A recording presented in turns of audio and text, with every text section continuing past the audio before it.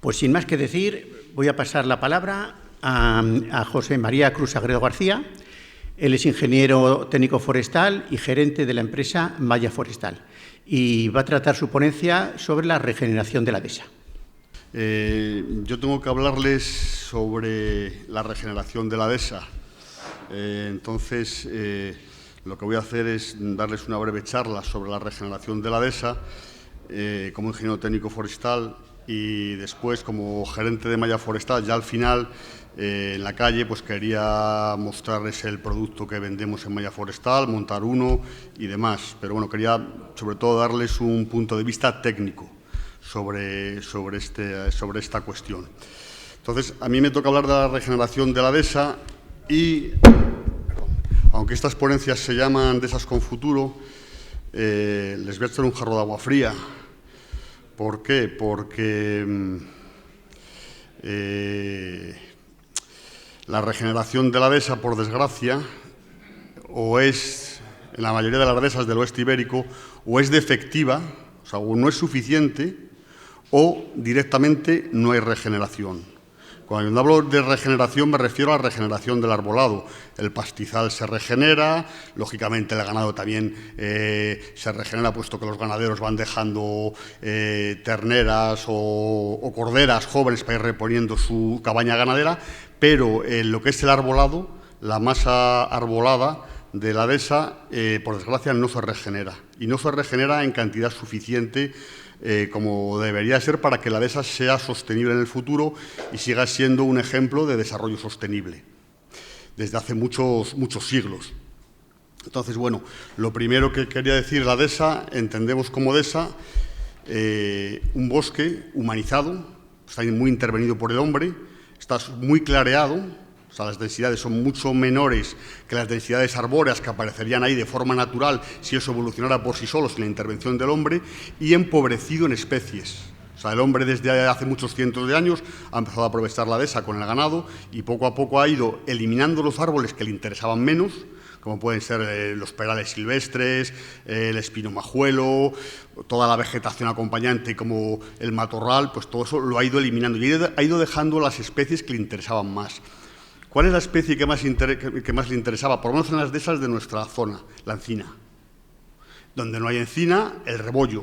Donde se da el rebollo, se da el quejigo. También el fresno. Hay dehesas de fresno que se da sobre todo en las zonas muy buenas, zonas de vega, zonas de valle y en las orillas de los ríos. Entonces, la intervención humana ha ido clareando esa masa, haciendo que haya cada vez menos pies por hectárea y que hayan ido desapareciendo aquellas especies que son menos interesantes desde el punto de vista del aprovechamiento. Vale. La dehesa, hay que entender que es terreno forestal, está afectada por la ley de montes y claro, pues la legisla la ley de montes, pero es terreno que tiene un principal aprovechamiento agrícola-ganadero, sobre todo ganadero. Entonces, es un poco controvertido porque, pese a ser un terreno forestal, el principal aprovechamiento, el principal motor económico va a ser el ganadero.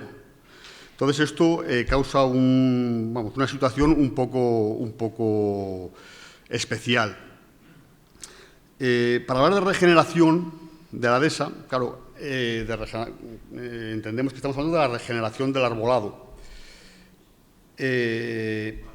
Para estimar la regeneración no se puede hacer de una forma cualitativa, o sea, no es una opinión, no es una apreciación cualitativa. Qué bonita está esta dehesa está regenerando o esta dehesa no está regenerando, no. La regeneración en la dehesa se mide con este cacharro que os he traído, que es como un pie de rey, pero más grande, que sirve para medir los diámetros de las encinas, de los árboles, que se llama forcípula. Entonces, esta es la herramienta de medir, las masas arboladas. Con esto se hace una cosa que se llama el inventario forestal, que es la base del trabajo forestal, tanto de la inventariación como de la ordenación. Entonces, a través de ese inventario, cuando hemos medido, cuando hemos sacado datos, podemos decir si una dehesa está regenerando o no está regenerando, si está envejecida o no está envejecida. Yo lo que os digo, por eso digo que iba a empezar echándoos un jarro de agua, Las masas, las dehesas, poco a poco, van tendiendo a ser terrenos cada vez menos densos, cada vez con menos árboles y cada vez con árboles más viejos. Eso es así. Y yo he visto, he inventariado y he hecho proyectos de ordenación en dehesas preciosas, que me decía el propietario sacando pecho, tengo con la mejor, bueno, eso me he encontrado con la mejor dehesa de la provincia de Salamanca en varias ocasiones, ¿no? La mejor dehesa de la provincia de Salamanca, la mía. Y te pones a medir, coges la libreta, empiezas a apuntar, pum, pum, pum, pum, y resulta que no. ¿Por qué? Pues lo primero que se suele encontrar uno cuando hace un inventario es que no hay pies jóvenes. Los pies jóvenes desaparecen o han desaparecido. ¿Por qué? No es que no nazcan, no es que la dehesa no brote, no es que las encinas no broten, no es que los robles no broten, no. El problema es que se los come el ganado. Sobre todo las vacas. Las vacas a las que las tenemos tanto cariño, yo soy un enamorado de las vacas y espero el día que me jubile irme a mi cachito y tener unas vacas. Las vacas son la peor plaga forestal que hay en las dehesas. Y lo digo así de claro. Espero que no se enfade ningún ganadero. Yo soy ganadero, hijo y nieto de ganaderos. Pero es así. ¿Por qué? Porque la vaca, cuando hay un carrasco, cuando echa un brote verde, esa vaca va a ir tras y se lo va a comer. Sobre todo hay dos momentos críticos, desde mi punto de vista. Uno es el agostamiento, el mes de agosto, cuando todo se ha secado y no hay nada verde que comer, que las vacas van a buscar cualquier brizna verde que echarse a la boca, y el momento de las heladas, los hielos. Cuando empieza a helar, las vacas van a buscar lo verde de donde sea, y lo va a encontrar en los carrascos. Cualquier carrasco recomido, que vemos que es como una bola, como un seto, como un bónibus de un jardín, que es una bola redondeada, realmente es un bonsái, está recomido, lo han ido comiendo en el mes de agosto, en la época de heladas, y le han dado esa forma. Pues cualquier carrasco de esos, si comprobásemos la edad que tiene, nos sorprendería. Yo lo he hecho. Yo he cortado a rape para que recepe, para que vuelva a brotar un carrasco de 50 centímetros de altura y tenía un tronco como mi muñeca. Le he contado los anillos de crecimiento y tenía entre 25 y 30 años. O sea, 25 o 30 años para alcanzar una altura de 50 centímetros es el mismo tiempo que necesitarían condiciones naturales para alcanzar los 2,5 metros, 3 metros de altura. Entonces, ese es el motivo por el que no regeneran las dehesas. El pastoreo. Lo digo de las vacas. Las ovejas son un poco mejores. Tampoco son mucho mejores. Pero hay una diferencia fundamental. Las ovejas también ramonean, también van a recomer los carrascos, pero no tronchan. Las vacas sí tronchan. Yo he visto masas de jóvenes de encinas con diámetros de más de 15 centímetros, troncos así de 2-3 metros de altura, que ha llegado una vaca o un toro, se ha dedicado a tronchar para comérselos. En esos casos lo que hay que hacer son sobre todo los toros, mirar qué toro es y quitarlo. Esa es la yo creo que la forma de actuar correctamente. No, vamos a ver, no quiero que penséis que estoy haciendo una crítica a la ganadería, porque la dehesa tiene una parte forestal, pero tiene una parte ganadera. O sea, la dehesa no la podemos entender sin árboles, los árboles no los podemos entender sin regeneración del arbolado, pero la dehesa tampoco la podemos entender sin ganado. Y con los tiempos que corren, pensar en ovejas es una idea peregrina, tal y como están las cosas. O sea, está claro que la vaca se ha extendido por toda la superficie de la dehesa. Hay muchas más vacas ahora que hace 30 años y muchas menos ovejas, y eso no puede cambiar. Eso tiene que seguir siendo así. O sea, nadie puede pensar en una dehesa sin vacas. Tiene que haber vacas. Problema, que no hay regeneración. ¿Por qué no hay regeneración? Las casas ganaderas han aumentado. O sea, yo hice el curso de incorporación a la empresa agraria en 1989 y me acuerdo que nos decían que una unidad técnica agraria, o sea, una explotación agraria que puede mantener una familia, una UTA, eran 40 UGM, es decir, 40 vacas. Hoy en día a nadie se le ocurre decir que una familia puede vivir con 40 vacas. Es que ni siquiera con 100 vacas, que era, digamos, ya un tamaño de explotación tradicional que era suficiente para mantener una familia y que ya era una explotación ganadera con una cierta entidad y un cierto tamaño. Eso por un lado. O sea, por un lado, la unidad técnica agraria ha aumentado mucho por las condiciones del mercado, por las condiciones de la vida, por las condiciones de los precios, el encarecimiento de los combustibles, el encarecimiento de absolutamente todo. Entonces, eso ya es impensable. Que una explotación viable sea de menos de, ¿cuánto? ¿150 vacas? Pregunto, o sea, es una pregunta que yo me hago. ¿Con 100 vacas hoy vive una familia? Yo creo que no, directamente no. No, porque se le comen los gastos. Entonces, ha aumentado el tamaño de las explotaciones y, sobre todo, han aumentado las cargas ganaderas.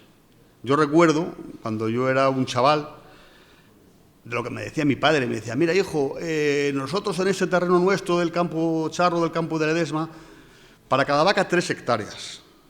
Y eso era lo más o menos una carga ganadera aproximada, es decir, 0,33 UGM por hectárea. Hoy en día, y aquí imagino que hay ganaderos y lo sabéis mejor que yo, las cargas ganaderas son mucho mayores. Al que tiene 2 hectáreas para cada vaca, bueno, las tiene sobradísimas de terreno. Incluso la PAC paga la extensificación, o ha estado pagando, ahora creo que ha cambiado, ha estado pagando la extensificación hasta con cargas de 1 UGM por hectárea. Una carga de 1 UGM por hectárea, desde el punto de vista forestal, no hablo desde el punto de vista ganadero, desde el punto de vista forestal es una barbaridad. O sea, ahí es imposible que se regenere nada de arbolado, imposible, porque van a estar las vacas ansiosas de comer, encontrar algo verde. Y lo que van a encontrar verde va a ser el carrasco, que no lo valoramos mucho, un carrasco, está ahí una mata, bueno, eso no tiene mucha importancia. Eso. No, pero es que ese carrasco va a ser el árbol de dentro de 50, de 60, de 70 años. Entonces, si la vaca se lo come o lo recome, es decir, no se lo come y el carrasco desaparece, sino que está recomiéndolo. Lo come este año, lo come este verano, lo come en el mes de enero que viene, lo vuelve a comer el verano siguiente. Ese carrasco, que no llega a ser nunca un árbol, a ojo humano, no nos damos cuenta, a escala humana, de que es un árbol fracasado y que iba a ser el árbol del futuro. Entonces, es un problema que a escala humana, a ojo humano, es muy difícil de ver. Es muy difícil de ver, pero no se aprecia. Habría que vivir 200 años para apreciarlo. Y claro, pues, por desgracia o por fortuna, nadie vamos a vivir 200 años para verlo. Entonces, este problema de la no regeneración de la dehesa no es que sea consecuencia del exceso de carga ganadera, que tampoco lo es, pero sí que lo empeora el exceso de carga ganadera. Sí que lo empeora. Pero, aunque se mantuvieran cargas ganaderas de una vaca a 3 hectáreas o 0,33 UGM por hectárea, la pregunta es, ¿regeneraría la dehesa? Yo creo que no. Yo creo que tampoco. ¿Por qué? Pues porque también han cambiado las condiciones climáticas. A mí no me gusta hablar de cambio climático, pero sí me gusta hablar de anomalías climáticas. Estamos viviendo unas anomalías climáticas muy evidentes. O sea, las sequías, siempre ha habido sequías. O sea, estamos condenados, los habitantes de la península ibérica, a sufrir la sequía. Y toda la vida, la prueba la tenemos, que se han sacado los santos de procesión para pedir agua. Eso por algo es, ¿no? Siempre ha habido sequías. Pero la incidencia de sequías continuadas que hemos vivido en los últimos 50 años aparentemente no tienen comparación con lo que ha habido antes. Siempre hubo sequías, pero no tan seguidas. Lo que ocurre es que los primeros datos climáticos de recogida de datos son relativamente recientes, con lo cual la comparación tampoco se puede hacer de una forma tan exhaustiva o tan precisa. No podemos decir, no, es que ha habido sequías muy continuas, sobre todo desde 1975. Yo recuerdo la sequía de 1975, yo era un crío. pero es que me acuerdo de la del 82, pero es que me acuerdo de la del 88, pero es que me acuerdo de la del 91, me acuerdo de la del 2001, y así sucesivamente. Entonces, esas sequías tan prolongadas tienen un efecto devastador.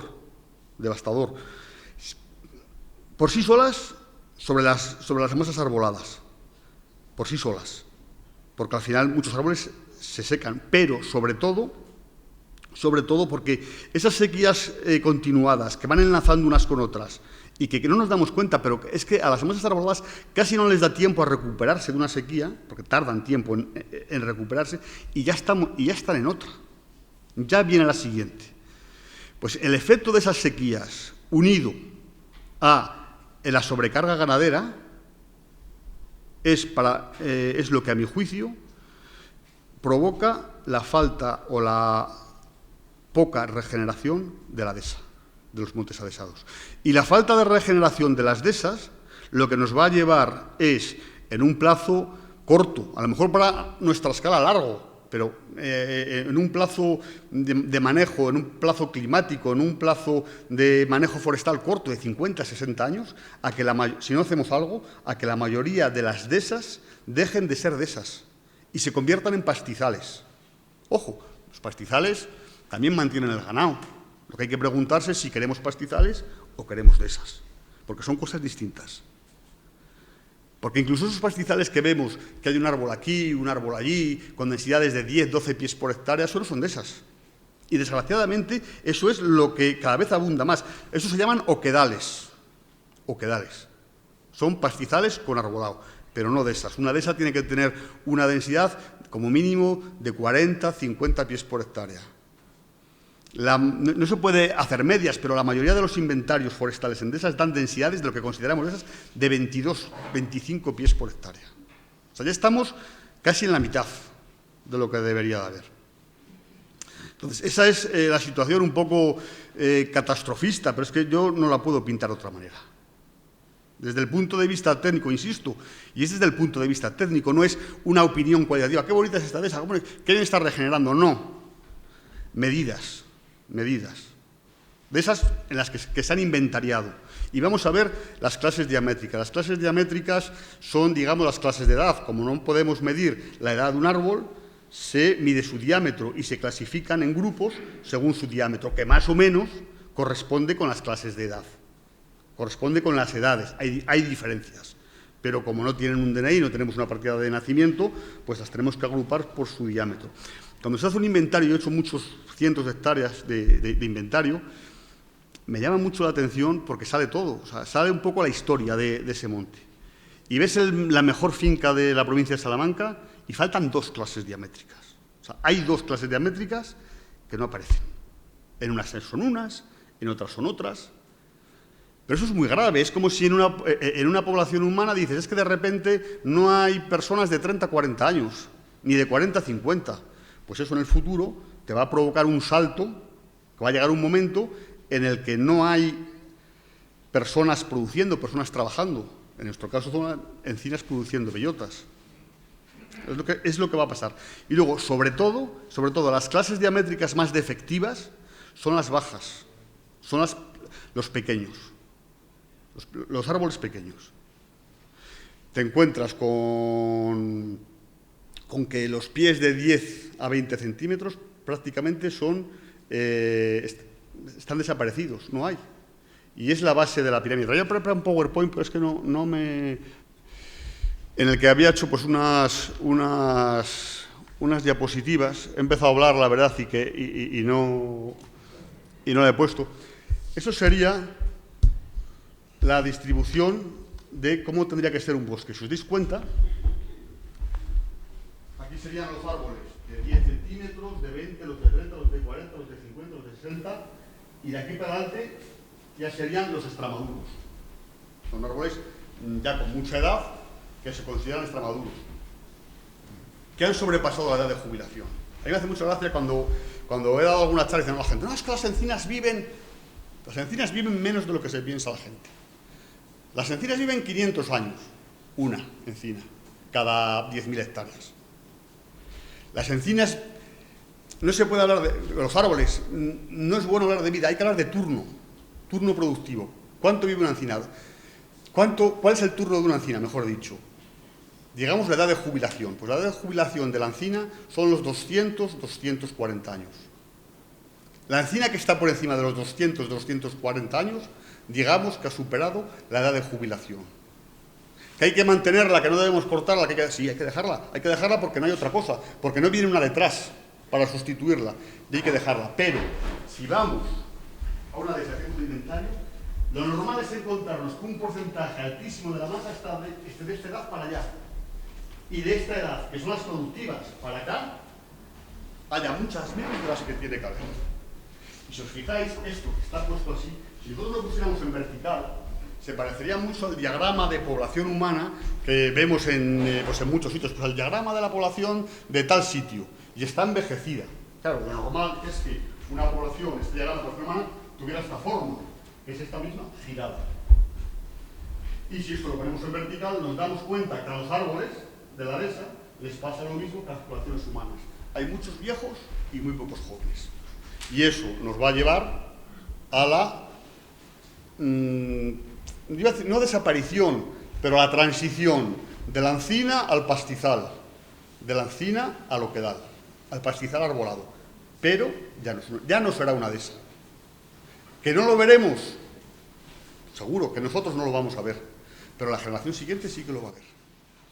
Y eso es una cosa bastante evidente si se atiende a los datos, a la ciencia. Por eso he traído la forcípula, para que la vierais. Es decir, esto es ciencia, lo que estoy diciendo, no es opinión.